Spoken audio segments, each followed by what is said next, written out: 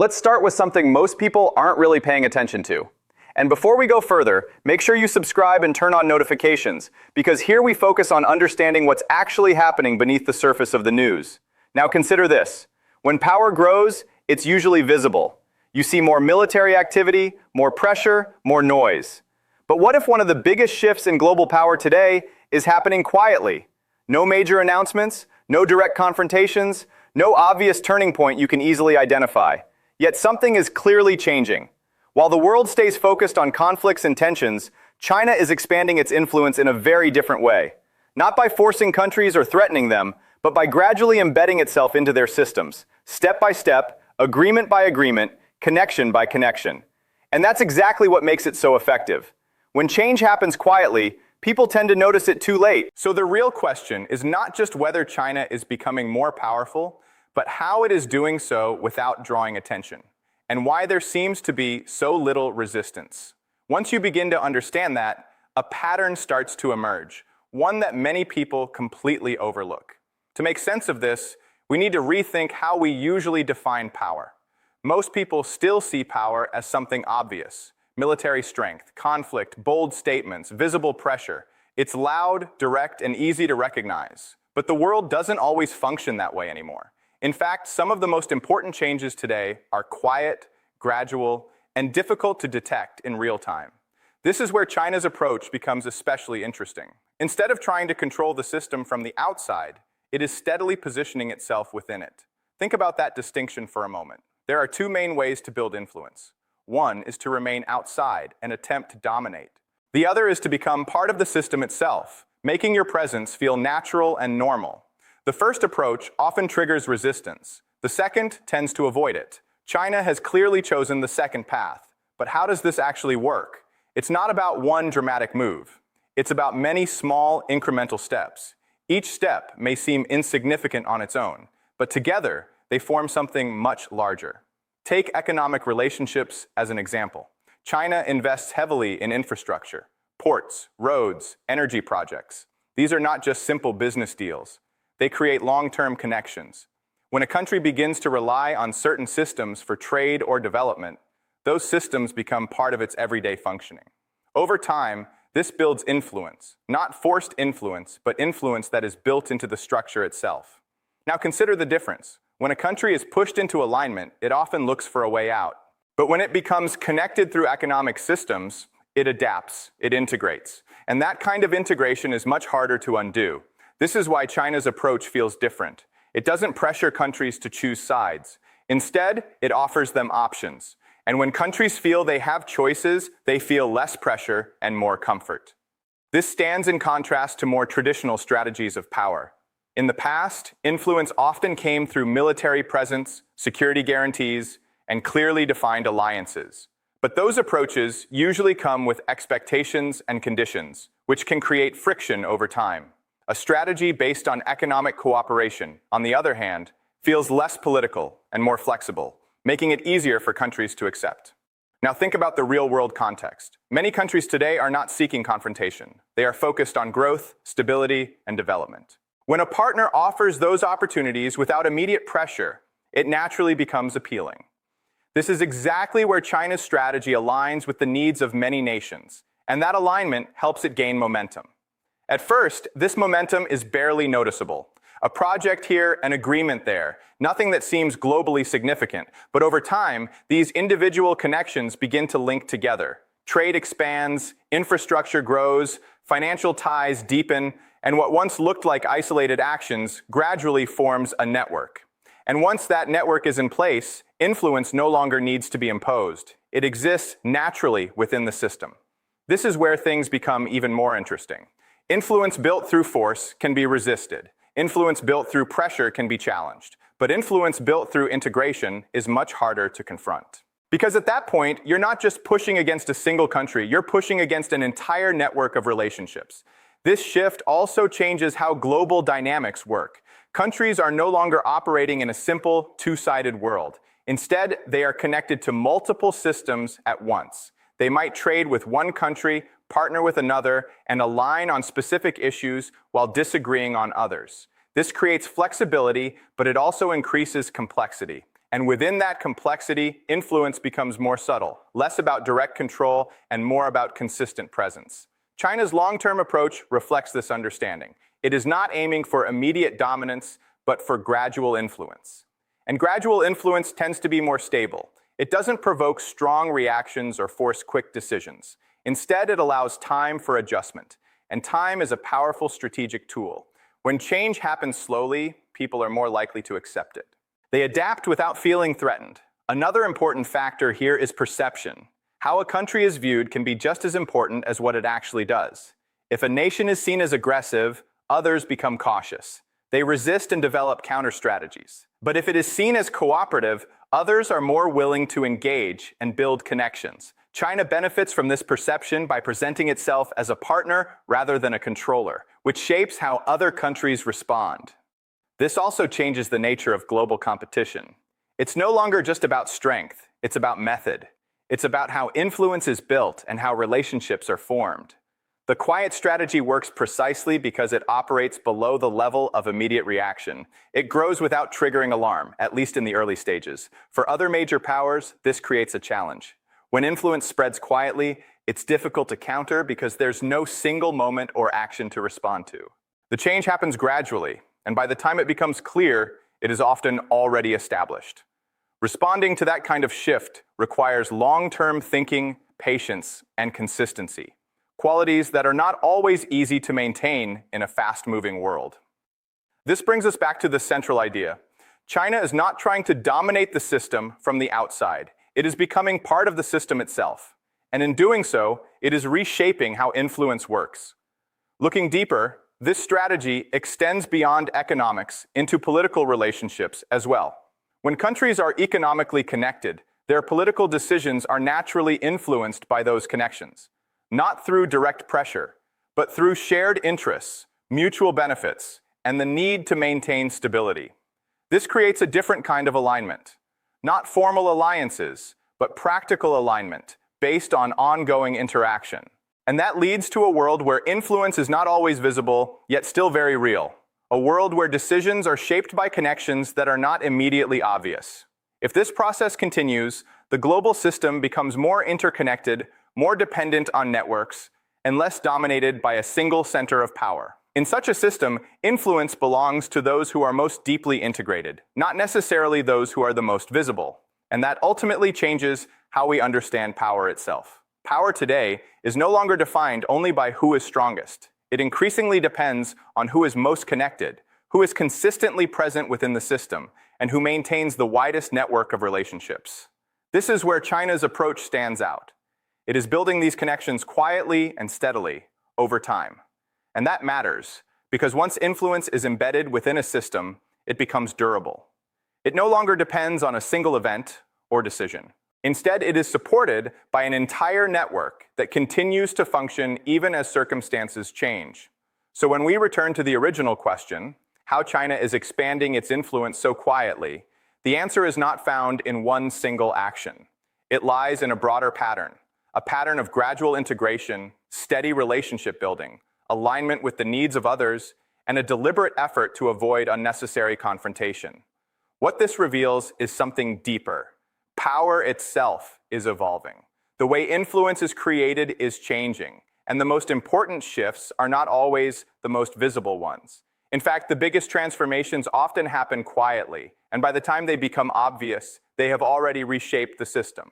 That is exactly what we are beginning to see. Once you recognize this pattern, the story changes in an important way. It is no longer just about China increasing its influence. It becomes a story about how the entire global system is transforming around it.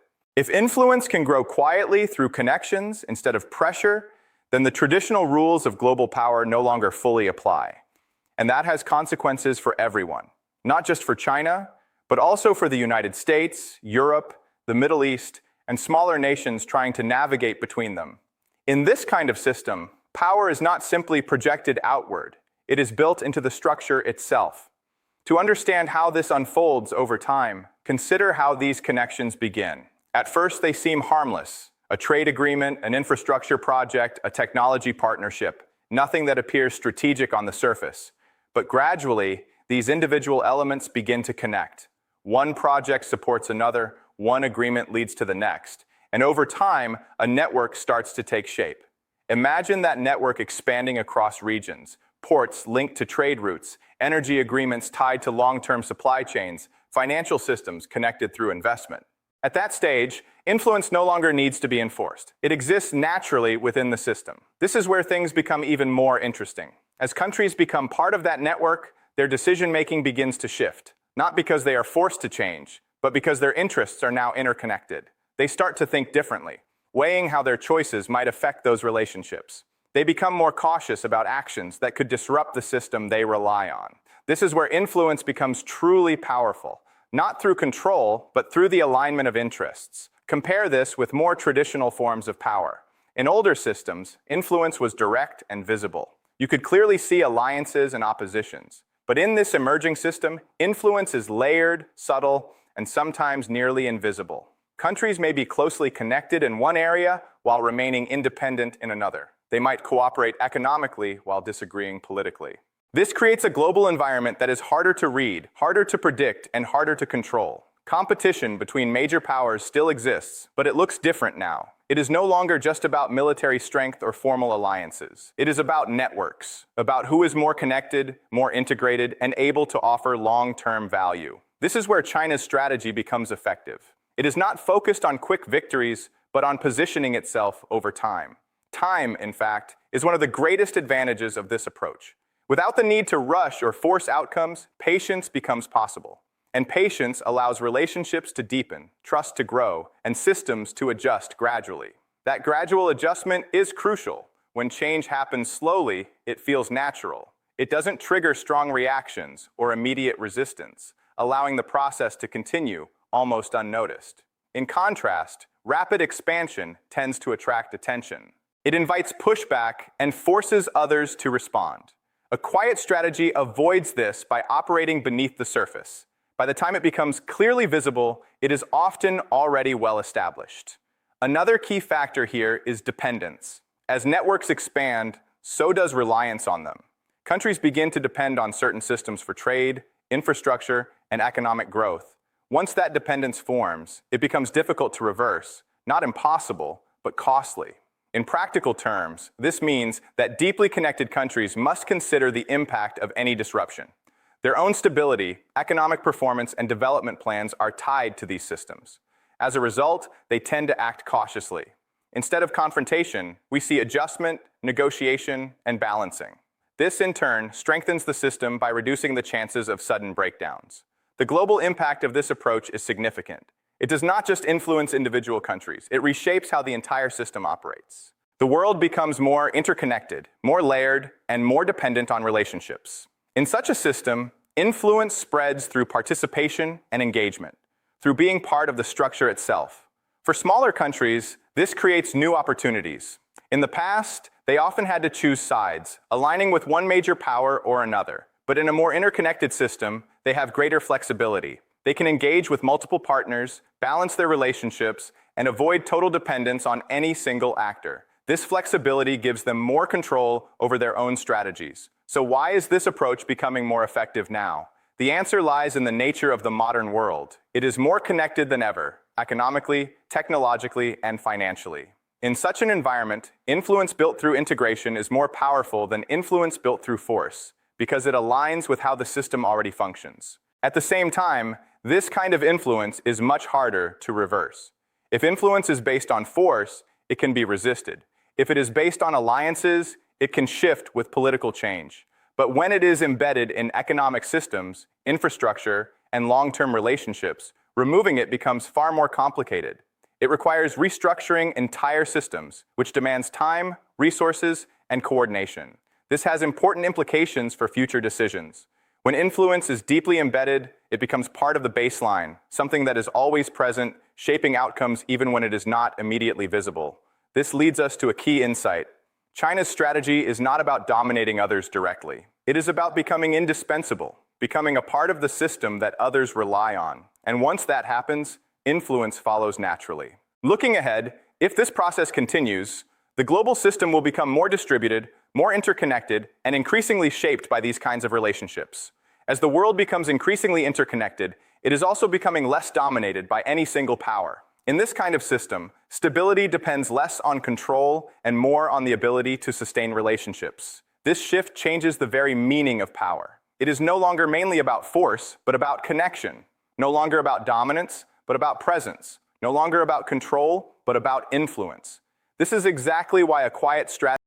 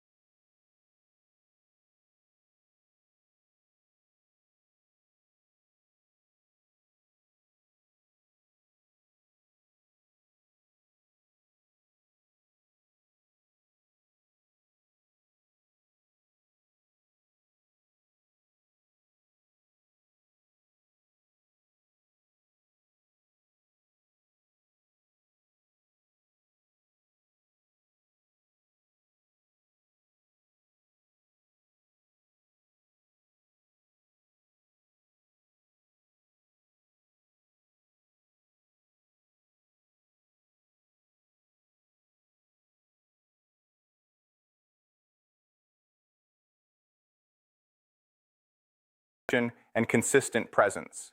In that system, the most powerful position is often not the most visible one, but the one most deeply embedded within it. That is what makes this shift so significant. It is not happening on the surface, but within the structure itself. And that is where the real story continues.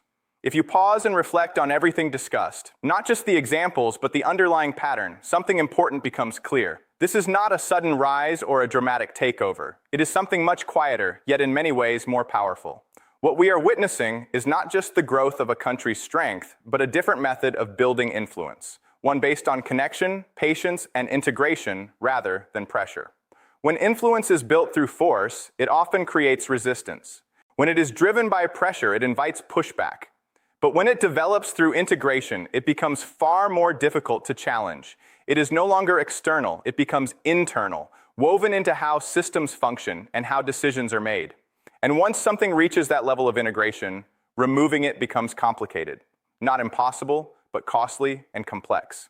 This also changes how we define power. For a long time, power was associated with visibility, military strength, bold statements, dominance, and headlines. But that definition is evolving. Power is becoming quieter, more subtle, and more deeply embedded. It is no longer just about acting quickly, but about shaping the system over time. And that requires a different way of thinking. Time plays a central role in this strategy. Nothing is rushed or forced into immediate results. Everything develops gradually, layer by layer, connection by connection. This slow progression allows influence to grow without provoking strong reactions. When change happens gradually, it feels natural. People adapt to it rather than resist it. The global implications of this approach are significant. It does not remain limited to one region. It spreads across continents, economies, and systems. As it expands, it reshapes how countries interact, how they make decisions, and how they balance their relationships. Smaller countries in particular gain more flexibility. Instead of being forced to align with a single major power, they can engage with multiple partners, balance their interests, and avoid total dependence. This flexibility reduces the ability of any one power to dominate completely. Competition still exists, but it looks very different. It is no longer always direct or visible. Instead, it unfolds through networks, relationships, and long-term positioning. This makes it harder to define, measure, and respond to. At its core, the idea remains the same. China is not trying to control the system from the outside. It is becoming part of it. And by doing so, it is reshaping how influence works. This also makes it difficult to counter. You cannot simply push back against a network, separate systems that are already connected, or reverse integration without causing disruption. And disruption comes with its own costs. Looking to the future, this process is still ongoing. It continues to expand and shape the global system, and its full impact will only become clear over time. But the direction is already visible. A world where influence is quieter, power is more distributed, control is less direct, and relationships matter more than ever.